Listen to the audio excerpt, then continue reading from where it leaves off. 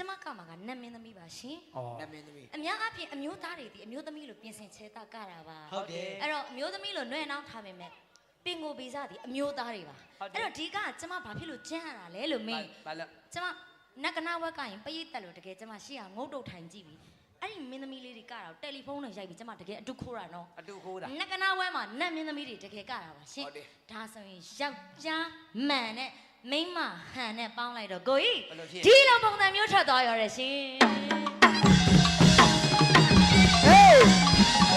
Hey hey hey hey